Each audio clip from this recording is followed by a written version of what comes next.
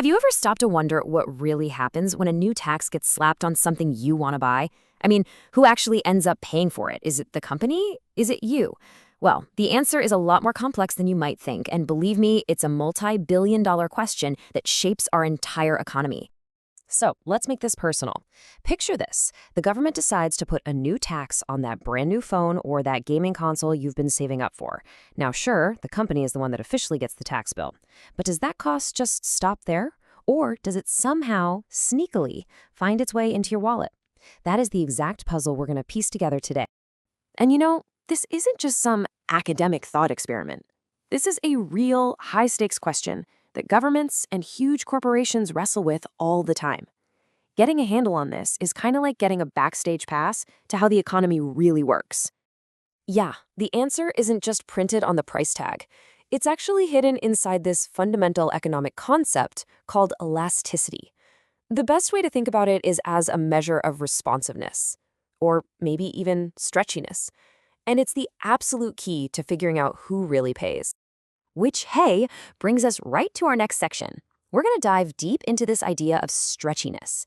So, for the next few minutes, I want you to imagine elasticity as this stretchy ruler that economists use to measure how much one thing changes when you pull on something else. More specifically, what we're talking about here is the price elasticity of supply. Now, that sounds super formal, but all it's really asking is this. If the price of a product goes up, how much more of it are companies willing and able to produce? Are they super responsive or do they barely even react? And this breaks down the two extremes perfectly. So on one side, you've got what we call an elastic supply. It's very stretchy. Think about fast fashion. If a new style suddenly gets popular, factories can churn out tons of it, like overnight. The supply chain responds in a huge way to price changes. But on the flip side, you've got inelastic or stiff supply. The perfect example is rare minerals. No matter how high the price of lithium shoots up, you can't just snap your fingers and create new mines. The supply can barely budge. Okay, so we've got this concept of stretchiness. But how in the world do economists actually put a number on it? How do they measure it? Well, that's exactly what we're going to get into right now. To do this, we need a special tool from the Economist Toolkit. It's called the Arc Elasticity Formula, and it's the perfect thing to use when you have two different price points in two different quantities, and you want to know just how stretchy the supply is between them. Now, I know formulas can look a little intimidating at first, but I promise, this one breaks down into three really simple steps. First, we figure out the percentage change in the quantity that's supplied. Second, we figure out the percentage change in the price. And third, we just divide that first number by the second. That's it. Let's walk through an example. Okay, let's make this real with a classic example. Hot dogs at a football game. So let's say at our first data point, the price is $3, and the vendors are supplying 80 hot dogs. But then at our second point, the price drops to just $1, and they decide to supply 120. And notice that we've also calculated the midpoint, or the average, for both price and quantity. This little detail is super important. Right, let's tackle step one, the percentage change in quantity. We take the change in quantity, so that's 120 minus 80, and then we divide it by the midpoint quantity, which is 100. And that gives us a 40% change. Simple enough. Now for step two, the percentage change in price. So the change is $1 minus $3, and we divide that by our midpoint price of $2.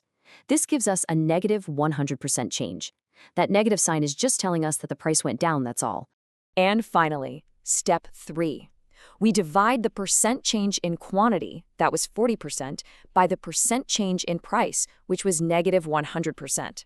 That gives us negative 0.4. Now, economists often just drop the negative sign and use the absolute value. So our elasticity here is 0.4. And since that number is less than 1, it tells us that the supply is inelastic. So why all that fuss about using the midpoint? Well, as the economist R.G.D. Allen pointed out, it's all about consistency.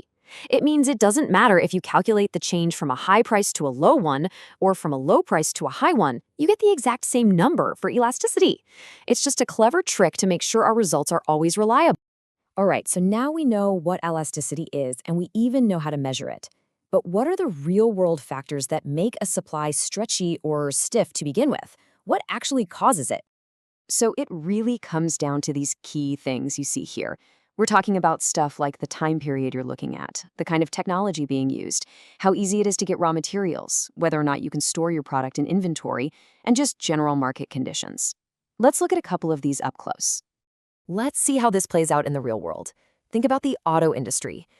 Back in the day, changing production levels was this massive, slow, expensive process. The supply was super inelastic. But then came robotics and automation. Now, car makers can adjust their production lines way faster, which has made their supply much, much more elastic. Or what about inventory? Think about it. A strawberry farmer can't just decide to stockpile fresh strawberries if the price suddenly drops. They'll all rot. That means their supply is incredibly inelastic. But a company that makes canned soup, they can easily store their cans at a warehouse and just wait for prices to get better. That gives them a much more elastic, flexible supply. Okay, we've done the work, we've gathered all the tools, so let's circle all the way back to that original mystery. A new tax is introduced. Who really truly pays for it? The answer is all about a concept called tax incidence. It's just a fancy term for figuring out who really bears the financial burden of a tax. And here's the big secret. It all comes down to the relative stretchiness of supply compared to the stretchiness of demand. And here it is, the golden rule. Whichever side of the market, whether it's the producers or us consumers, is less elastic, meaning less able to change their behavior when the price changes, well, that's the side that gets stuck with a bigger chunk of the bill. If producers have a stiff, inelastic supply, they're going to eat more of that tax. But if we, the consumers, have an inelastic demand for something we just can't live without, then we're the ones who are going to pay more. It's really that straightforward. But the real power of this idea goes way beyond just taxes. Honestly, understanding elasticity is like having a secret playbook for the economy. It lets you see all these hidden forces that shape prices and behavior in pretty much every market you can think of. And check this out. This is a really surprising fact from the world of commodity markets. You'd probably think that as prices for something go up, things would get more stable, right? But for a lot of commodities, the exact opposite is true. Higher prices are actually linked with more volatility, more wild swings. And why is that? Well, it's a super complex dance between the elasticities of supply and demand. These advanced economic models actually use elasticity to explain and even predict this kind of strange behavior. So the next time you see the price of gas jump, or your coffee, or that gadget you love, you'll know there's more going on beneath the surface. You can actually stop and ask yourself, who's less flexible here, the company making this or me? And now you'll know the answer to who really pays.